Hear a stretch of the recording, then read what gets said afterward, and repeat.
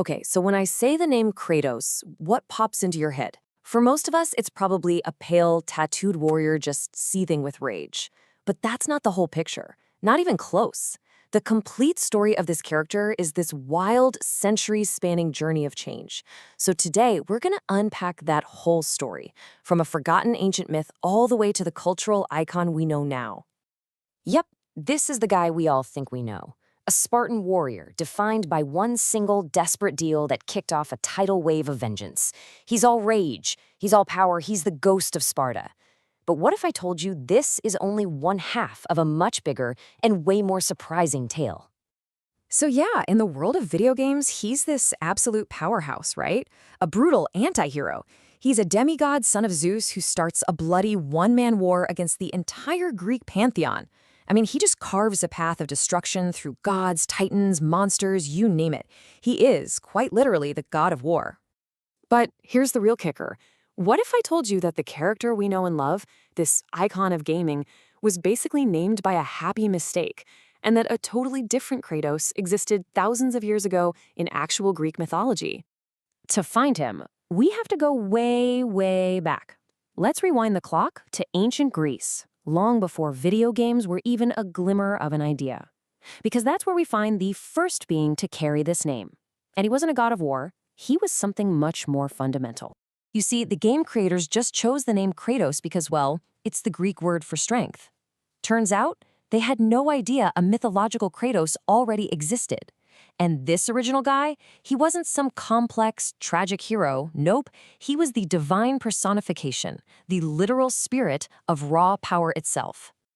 And when you put them side by side like this, it's just night and day. The mythological Kratos was fiercely loyal to Zeus. He was a winged enforcer who stood right by his throne. Our Kratos is a rebel. The original Kratos was the system. He was basically Zeus's muscle, a brutal instrument of power with no backstory, no tragedy, and zero mercy. Now here's where it gets really ironic. Our video game Kratos, his whole tragic story kicks off with him becoming, you guessed it, an enforcer, just like his mythological namesake. But his loyalty isn't to Zeus. Oh no, it's to a different and much more manipulative god. It's so easy to forget, but before all the rage, he was just a man, a Spartan captain, a husband, a father. But in a moment of pure desperation on the battlefield, he sells his soul to Ares, and the god of war's gift comes at a price you can't even imagine. Ares, wanting to create the perfect warrior, tricks Kratos into destroying the only things that made him human. And that iconic look, that pale white skin, it isn't paint, it's a curse. It is the literal ashes of his wife and daughter fused to his skin forever. Talk about a constant, horrifying reminder of your worst mistake. He can never wash it off. He can never forget. And if you ever wonder why he's so angry, this is it. This heartbreaking note from his little girl, found in the depths of the underworld, is the fuel for everything that follows. This isn't just about power. It's about the ghost of a little girl asking why her father didn't save her. So, fueled by that grief, his personal mission to get revenge on Ares just spirals out of control. It goes from a personal vendetta to an all-out war against everybody on Mount Olympus, and he is going to burn the entire world down to get it done. But here's the truly tragic part of it all. His war on the gods is actually a war on his own family. You have to remember, he's the son of Zeus. So this isn't just a kill count. This is the systematic destruction of his own bloodline, half-brothers, uncles, aunts, and ultimately his own father. So he does it. He wins. He kills Zeus, he destroys Olympus, and then what? Nothing. Just emptiness. He got his revenge, but it cost him literally everything. He even tries to end his own life, but he's denied even that. He's just left to wander, unable to die, haunted by everything he's done. So what does a man who has destroyed his entire world do next?